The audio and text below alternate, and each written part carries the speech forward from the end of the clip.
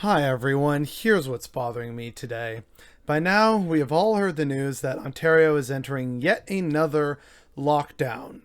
Which is weird because there are some places that have been in the quote unquote gray zone, which means they've been locked down for so long. And yet, they continue to operate, which really begs the question of lockdown becoming an increasingly meaningless word here in Ontario. Atlantic Canada has been bubbling together, and they basically got their shit together early on and figured out how to get this virus under control so that east of Quebec, that part of Canada is doing relatively okay.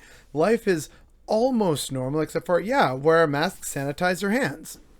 And yet, here in this province, and in pretty much all provinces from Quebec westward, we are run by conservatives who are trying to have it both ways. They're trying to have economic activity and, oh, safety measures are in place. But again, as I said, it's at risk of becoming increasingly meaningless. Toronto and the GTA have been in the gray zone for months now. This is just a continued quote unquote lockdown for them. There's all kinds of exemptions being made. Oh, these people can travel. Hey, you shouldn't, gather in your family for Easter, stuff like that. Gatherings of no more than 5 people, but you can share a space, restaurant space with 10, 15, 20 plus people. And this is an airborne variant. And we take off our masks to eat and drink. And I know patio season is coming up, which is, hey, great. That's good. But we're also finding data that's showing that even outdoors, the new variants are bringing increased risk to outdoor activity because they're more infectious. And the more infectious variants are affecting young people. And this desire for some kind of economic profitability needs to die right now. What should be first and foremost is getting people vaccinated and getting the spread under control. If you're only... This is the other thing that boggles me, right? We're having record people in the ICU, and we're having a record number of cases, and now we're deciding to do the lockdown. Rather than, what should have been done is, oh, hey, remember when we first started lockdown at X number of cases, which was like under 1,000? That should be the bar we set for, oh, it's getting over that? Nope, sorry folks, shut her down. Or at least give people some time and warning, like, listen, this is not good, so in 1 week we're going to shut things down. Get your orders in, buy your groceries, do your shopping, get your haircut appointments, etc. Get that done now in this week, because then we're going to have like 4, 5, 6 weeks of nothing being open except the absolute bare essentials. And I mean the bare essentials. But nope, instead it's like, no, we got to have business and we got to make exemptions for all these people going across the Canada-US border, because come on, we can, like, it's the economy, come on. And so the situation is really bad, and we're only locking down certain regions. And since people are still allowed to travel, that just means they're going to different regions. Like, there's people saying we got to lock down Toronto and Peel. Well, then, like, we're all just going to go to Durham. Oh, hey, we need to lock down Hamilton as well. Okay, well, guess everyone's going to London and Kitchener-Waterloo. Hey, look, we're in Ottawa and Gatineau, and we're having a lockdown here now, but Gatineau isn't having a lockdown. Guess we're all going to Gatineau now. Like, this is the problem.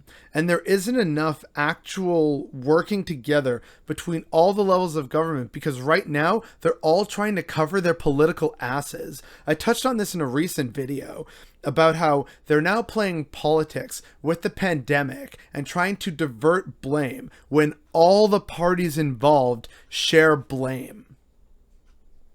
Enough with the politics. Start actually helping people. This is what we pay you to do. And if you can't do that, then what is your purpose? What is your function exactly? But no, we can't have that conversation yet, because no, government and the agencies are the only way to do things. And that's why the Public Health Agency of Canada completely bungled the early response because they were not prepared and they didn't treat this as the danger it was when it first came out.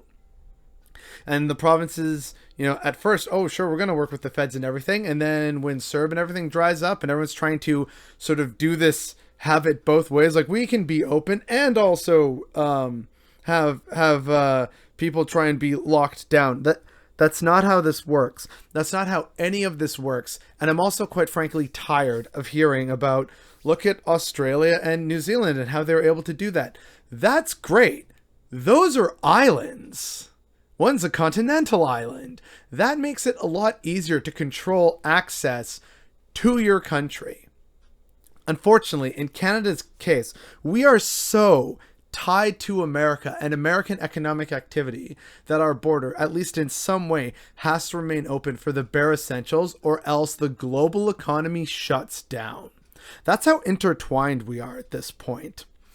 And yet, not enough people realize this, but what bothers me most about that aspect of this whole clusterfuck is that it means that here, for example, in Ontario, where there's numerous border crossings and there's so much economic activity going between a variety of states, you got Michigan in the southwest and you got New York in the east.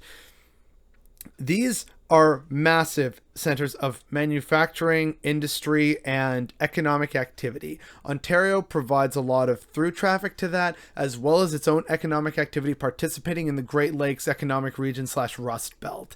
That's what Ontario does. That is also why still, even when, our economy isn't doing great, it's doing a lot better than the rest of Canada's because of its current placement geopolitically. This means that at the very least Ontario, which is also the most populous province in this godforsaken country, has to, in some level, remain open. But the problem is the feds control it, which is why Doug Ford before was saying, no, look, come on, the feds need to get better about controlling the border because that's a federal responsibility. They didn't do that. And still, right now, Ontario, being governed by Conservatives, doesn't want to do the necessary steps because business and profits always comes first to these people. And that's part of what makes this so infuriating. The goals and the objectives and the political objectives of the provinces and the federal government are opposite right now, when they should be unified in protecting the citizens that they rely on for their purpose, their jobs, and their paychecks. But we're not the focus. The focus has become political, while abuse after abuse continues to rack up and vaccines, literally hundreds of thousands of vaccines, sit in freezers instead of going out into people's arms because no one from the top down has done their job correctly. And they have had a year now to get it right and fix it, and they haven't. And that is what's bothering me today.